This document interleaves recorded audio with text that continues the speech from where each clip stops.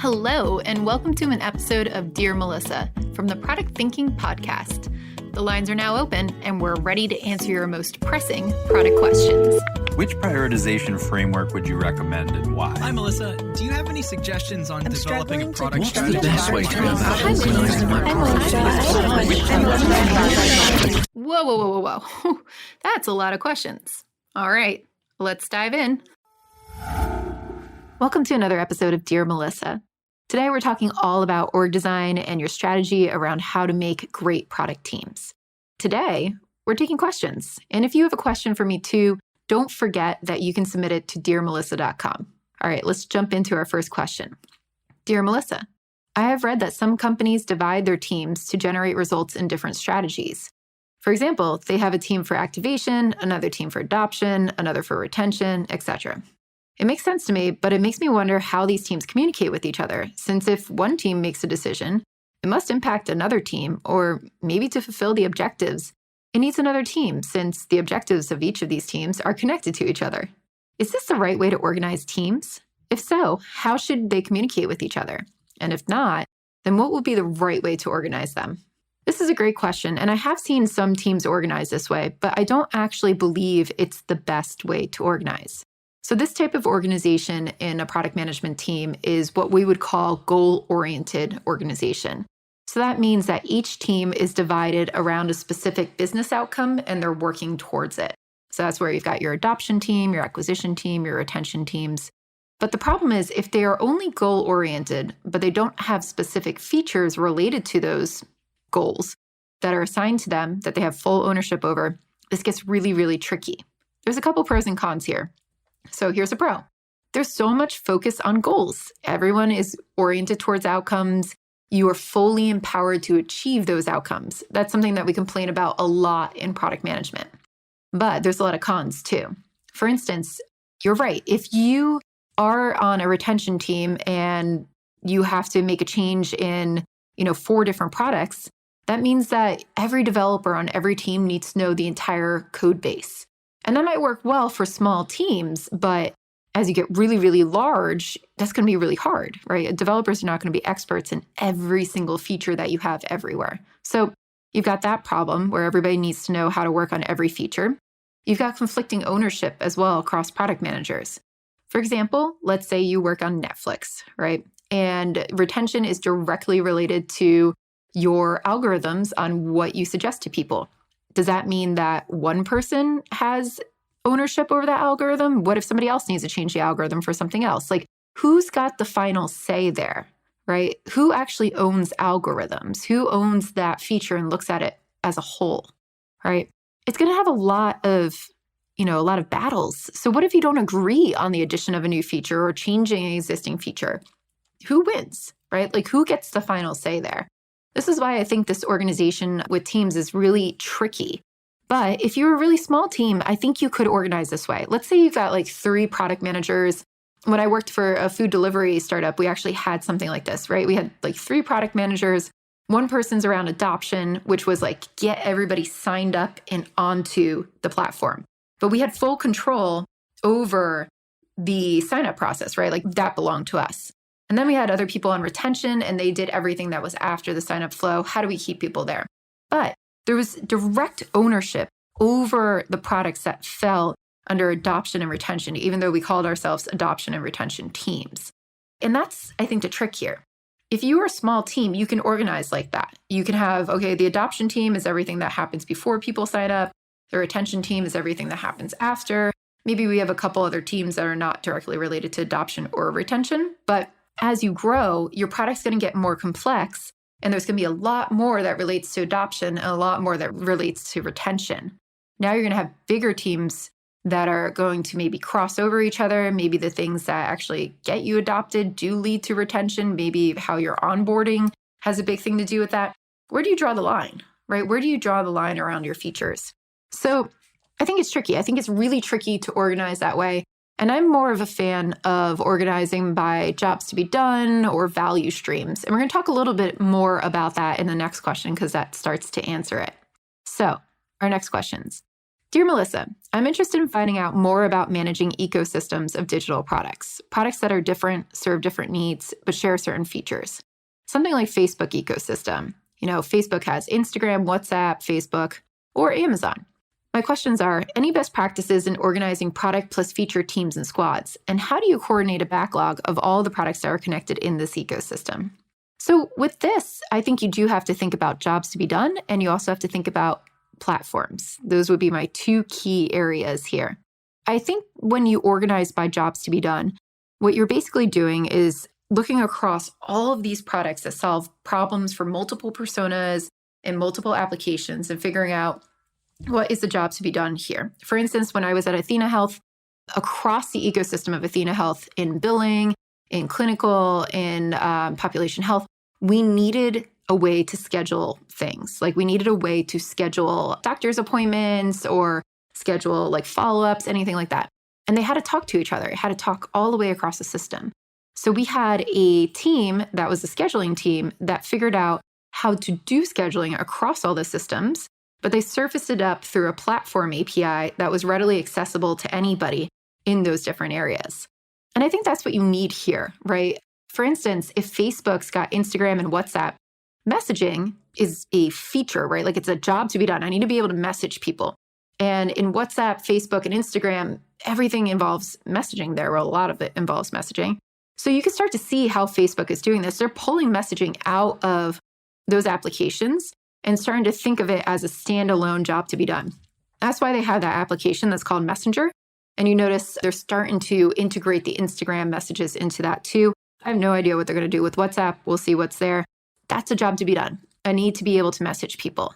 Now, the elegant part of this, right, which is hard to get right, is now how do you take that job to be done and then surface it back into all the products so that it feels like a consistent experience and not like, hey, that Messenger application is sitting over there by itself, which is what Facebook looks like today. That bothers me. And I don't like that it takes me out of the experience into this Messenger app, but I understand what they're trying to do with it, right? They're trying to make it a piece of the platform that can plug into anything. And so that you can collect all of your messages across Instagram, WhatsApp, everywhere, Facebook, all in one place. So that's the idea behind it. But I think the hard part is how do you reintegrate that? So that's really where platforms come in, right? You have to have this team that looks at every application that you have on your ecosystem and say, where do we duplicate the jobs to be done? And how do we pull that off and treat that like a platform? And then treat the user-facing things like applications where we can plug in those components. And the UX design in each one of those applications might be different. You might be pulling an API out of the platform, and then you can really just adjust it to fit your user experience. But you're not rebuilding messaging 10 times, right, across these applications. You're building it once, and then you're plugging it in to the right user experience at the right moment. And that's how I think we need to approach these large-scale products or these really big things where we have the same jobs to be done being solved in many different types of those applications, but the overall job to be done of each of one of those applications is different. So that's how I would think about that. How do you coordinate the backlog for all the products that are connected in the ecosystem? That's really hard. I remember telling a bank about this and they looked at me and they're like, the platform team was like, whose problems do we solve first? And that's where having a really core product strategy comes into play. You need to make sure that your product strategy is aligned from the top. You all are bought in on the different objectives up there. They're prioritized, they're stack ranked. If Facebook is more important than Instagram in certain parts, like we need to prioritize that against each other. Because if you are building a platform that goes across many different products and you don't have a product strategy that encompasses everything or a portfolio strategy, you're just going to be at the whims of anybody, right? Like anybody in the organization who's like, well, I need this to do my job and I need that to do my job. And that ends up getting you into that waiter mentality, right? Just taking orders from people and not knowing how to prioritize. So this is why consistent portfolio strategies is so important. So we want to organize by job to be done. We want to think of ourselves as a platform in this case. And then we want to make sure that we have a really solid portfolio strategy so that we can prioritize our backlogs and figure out if we're building the right things in the platforms. This leads us into our last question. Did you know I have a course for product managers that you could take? It's called Product Institute. Over the past 7 years, I've been working with individuals, teams, and companies to upskill their product chops through my fully online school. We have an ever-growing list of courses to help you work through your current product dilemma.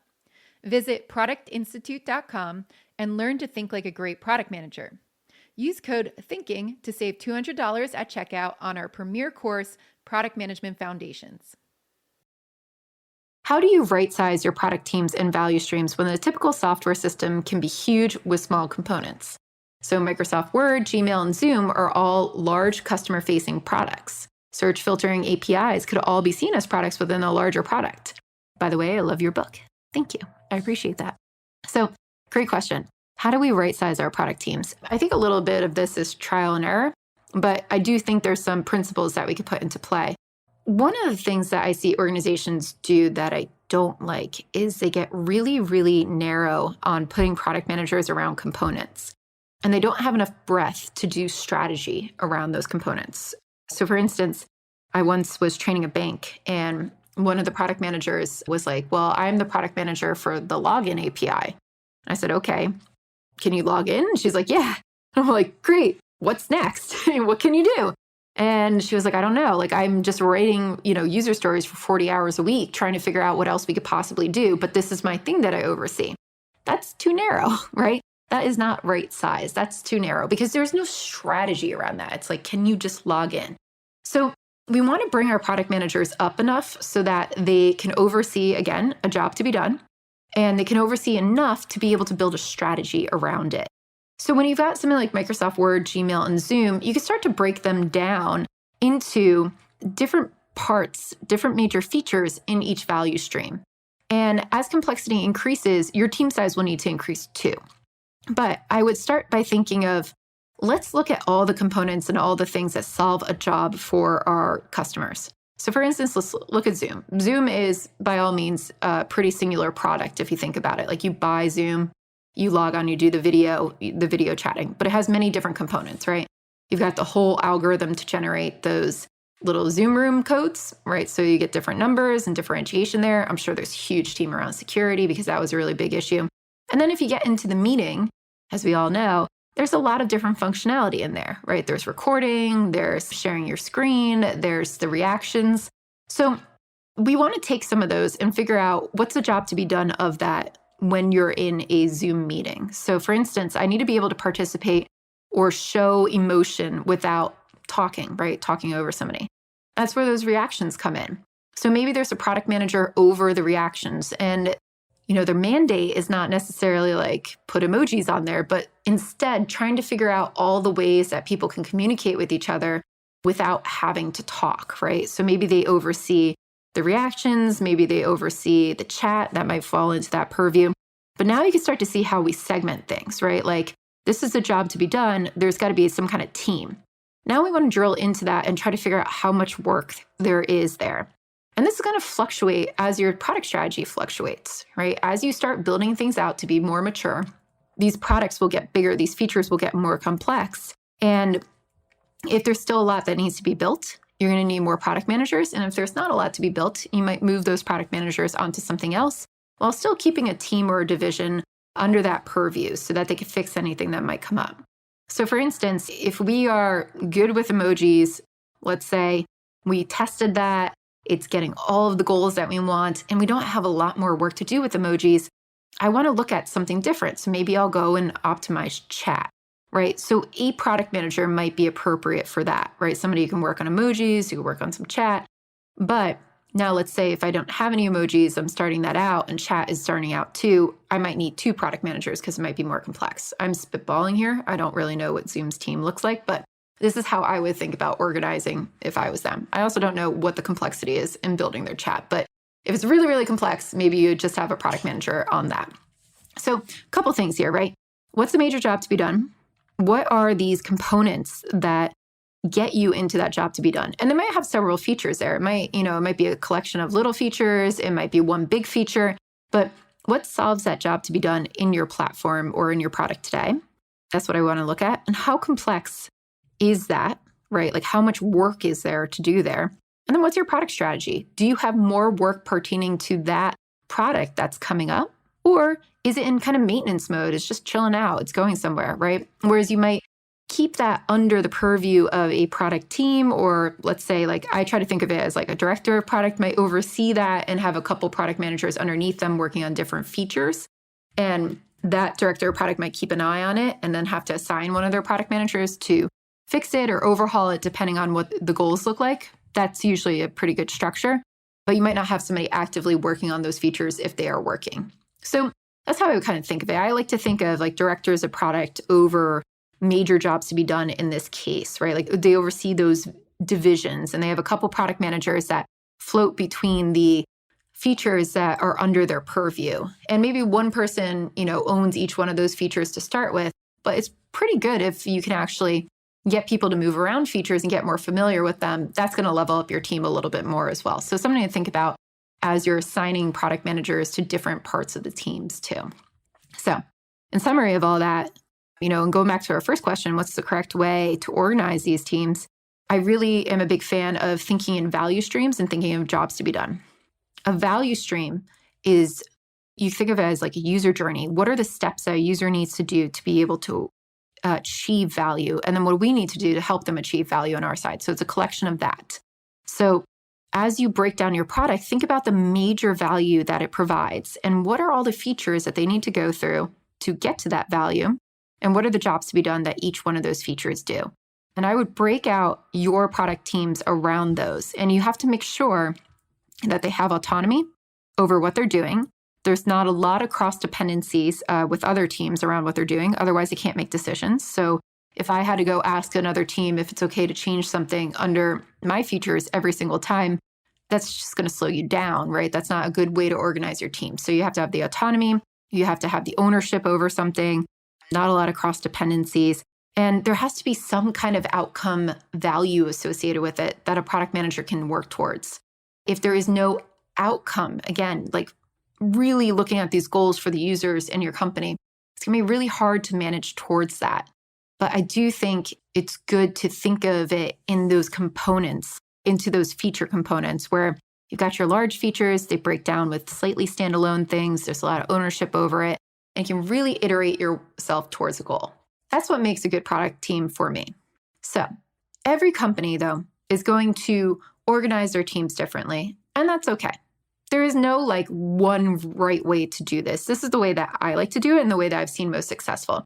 If you're in a platform company or a company that lends itself towards platforms, you do need a product manager over that as well. I see a lot of teams just try to put that into tech and it does not work. I've seen a lot of companies spend tons of money trying to build these platforms with these APIs in the back end, and they don't get consumed by the other product teams because they're not prioritizing, they're not making a strategy. So make sure that you do have a product manager over that as well. So that's it for Dear Melissa this week. If you have any more questions, please post them at dearmelissa.com. I can't wait to answer them in an upcoming episode. Make sure that you subscribe to the podcast so that you can see it. And if you like the podcast, we'd appreciate a review. If you can leave us a review on Apple or Spotify or wherever you're listening to this, that would be awesome. Thanks again for listening.